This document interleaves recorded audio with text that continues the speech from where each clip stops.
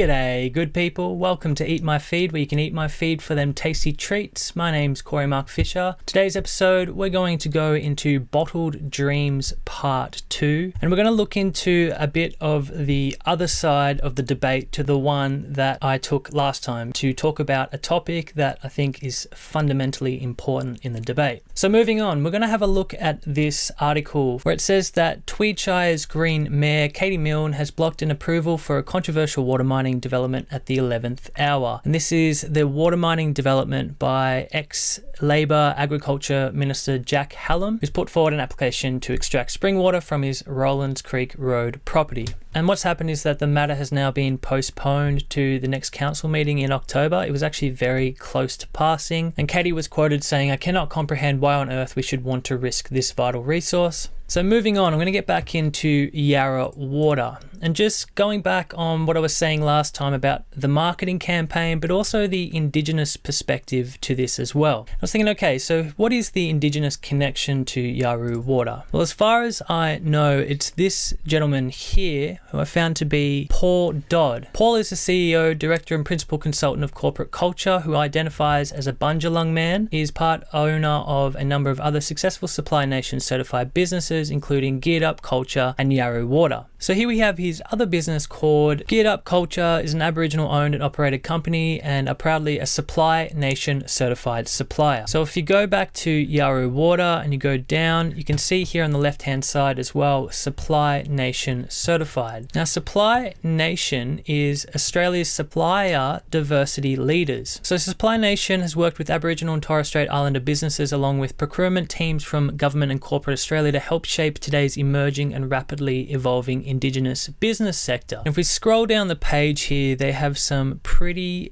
big partnerships. We're looking at the Australian government, Commonwealth Bank, Microsoft. We also got the NAB. So what I'm getting here is Supply Nation is some sort of a registry that connects big business and government to upcoming Indigenous business and kind of creates a supply network and a membership that gives benefits to members across the different sectors. And I think government definitely wants this because they need to look like they're addressing the plight of the Indigenous people. And big business is now definitely interested in it because of the social push for equality and also acknowledging oppressed minorities. So for them to be linked to upcoming Indigenous businesses, it looks very good for them publicly. Now, what does this have to do with Yarra Water? Well, I'll go across to this article here where it says the non-Indigenous partner of Yarra Water, an Indigenous bottled water company, went into business with two Indigenous brothers. The partnership has been mutually beneficial because Yarra Water is an Indigenous-owned company. It is eligible for membership with Supply Nation, which has helped the company secure significant distribution deals and increased sales. So I think you can see what I'm getting to here. It definitely is a very strategic partnership for the non-Indigenous side of Yarra Water to partner with two Indigenous brothers, which has helped the company secure significant distribution deals and increased sales. And I would say it also gives them a really good public image because they're an Indigenous business. They get extra help as the government's trying to help the Indigenous people. And some of you might say that the government isn't trying to help Indigenous people, but definitely with public pressure, they are on the level that government kind of does it. And the way that government tries to do things is it ticks boxes and uses specific language. I grew up in Canberra. I've been into the office buildings, and you'll be glad to know that it is, in fact, not filled with reptilian androids.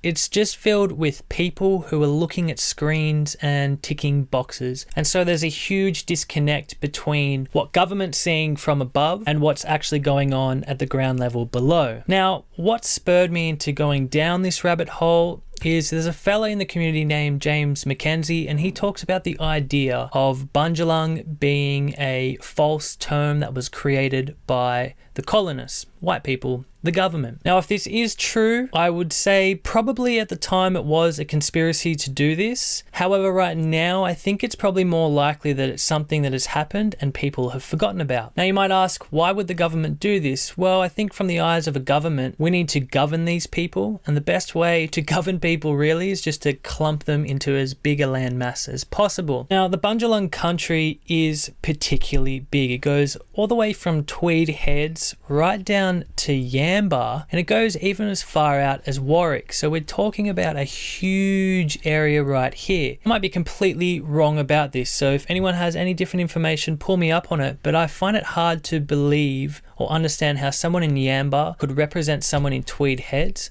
or how someone in Tweed Heads could represent someone in Warwick.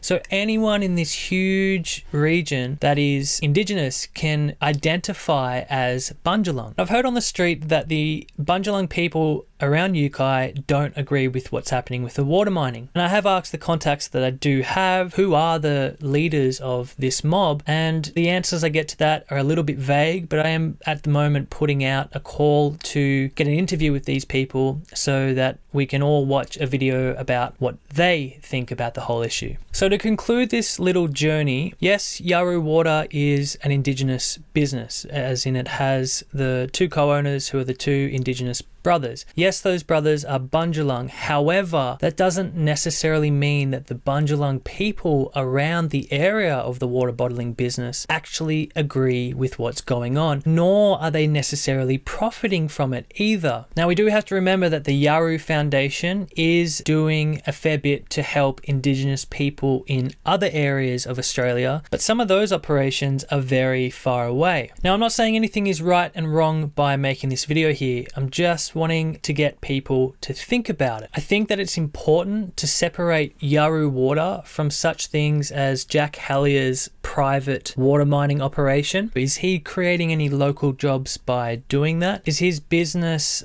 supporting any kind of social enterprise? As far as I know, I don't think it is, but Yawuru Water is. And also Yawuru Water is a local company that is supplying local jobs. It is helping people in different places in Australia, but also I think something that just shouldn't forget is that it's a local business that we can go and knock on the door and open up a dialogue. We have people in the community who work for that business that we can have a discussion with. We're not talking about Coca-Cola or Asahi, these big international corporations where I wouldn't even know how to start to have this conversation with. All right, guys, I hope this stimulates some good debate and discussion, and I want to let you know about a couple of techniques that you can actually use when you're talking to people on Facebook. One of those is to concede a bit of ground to the person that you're debating with. If you just come at someone purely going against everything that they've said, then they're going to become defensive, and a lot of people will just attack you back for the sake of it. Whereas if you pick something in what they've said that you agree upon and you let them know that you agree with it, and then you continue with what you don't agree with, by conceding that little bit of ground, you can actually get a lot further with people, and the debate can continue rather than just turning into all-out war. Another technique that my partner got me onto is called the sandwich technique, and that's where if you want to criticize someone or you want to disagree with them on something, you sandwich your point. So you start off by complimenting them or agreeing on something with them, and that's the top bit of bread there. Then you get into the meat of what you want to say, which is the criticism or the argument or the debate, and then you finish it off with the bottom slice of bread, which again is ending it in a nice tone, complimenting them, agreeing with them on something. It works a treat. It just softens the blow when it comes to debating with someone. Thanks for watching today, guys. I hope you enjoyed this one. You can follow me at Hardcore Papyrus at Facebook and Instagram, or send me a private message if you want. My name's Corey.